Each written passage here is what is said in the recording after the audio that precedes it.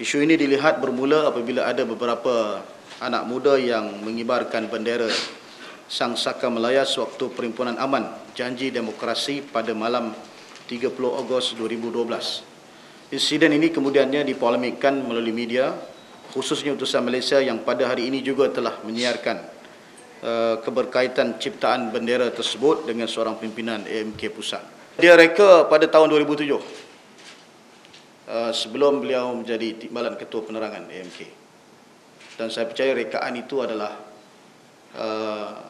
pandangan beliau dan manifestasi beliau sebagai seorang anak muda yang ingin memberikan suatu retrospeksi, satu penilaian sejarah.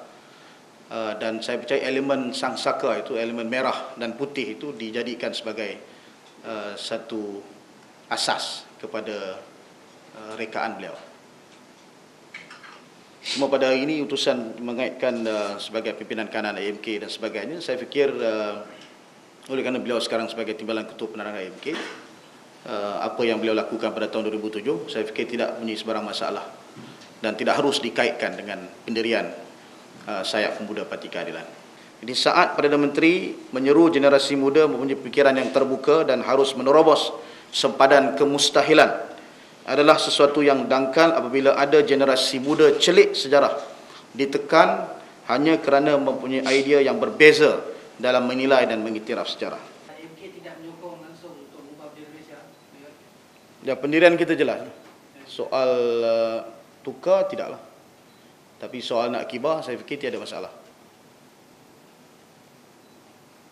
Kerana kita tidak boleh menghalang ekspresi kan, untuk mereka melakukan satu perkara yang sebenarnya berlandaskan sejarah. Dia bukan seronok-seronok nak kibah. Tapi kalau kita lihat gambar misalnya yang kita print, ya, ini adalah contoh gambar National Flag for Malaya. Ini sejarah lama. Yang saya sebut tadi soal apa ni? AMCJA dan Putra. The Malayan Left Wing Organisation, AMCJ and Putra have decided on the design for a national flag for Malaya. So, dan dia gambar asalnya begini, yang dicadangkan lah.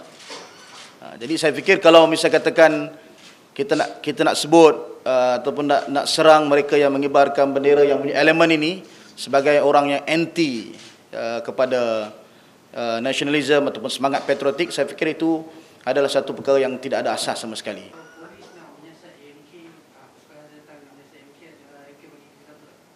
Saya tak tahu apa alasan polis nak siasat AMK. Honestly, saya kata. Saya baca kenyataan Ketua Polis Negara. Ini bukan zaman ugut. Saya ingin beritahu pada Ketua Polis Negara, ini bukan zaman ugut. Kalau zaman ugut, maka rakyat itu tidak didahulukan. So saya fikir kalau nak gunakan akta hasutan, apakah dengan beberapa orang menayangkan bendera itu, maka terhasutlah seluruh rakyat Malaysia untuk benci kerajaan. Ini pada saya satu pandangan yang salah, kerana asas sejarahnya ada.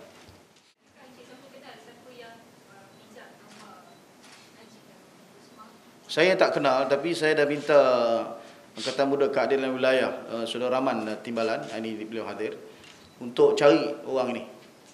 Kita juga nak bantu mereka yang pijak gambar Perdana Menteri.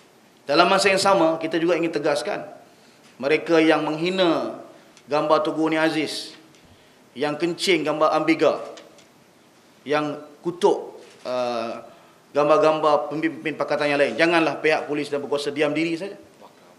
Yang bakar pula lagi. Saya ingat hari ini polis sebut nak tubuh pasukan khas. Saya nak dengar ini, nak challenge Bakri Zainin, tubuhkan pasukan khas untuk menyiasat semua sekali yang menghina pemimpin-pemimpin, sama ada dalam kerajaan ataupun di dalam pembangkang. Kerana adalah satu perkara yang tidak adil untuk hanya sekadar buat satu siasatan nak jaga Perdana Menteri, tetapi boleh menghina pemimpin-pemimpin yang lain. Yang ini tak betul. Saya ingat kena tegur Polis Diraja Malaysia supaya to be fair to everybody.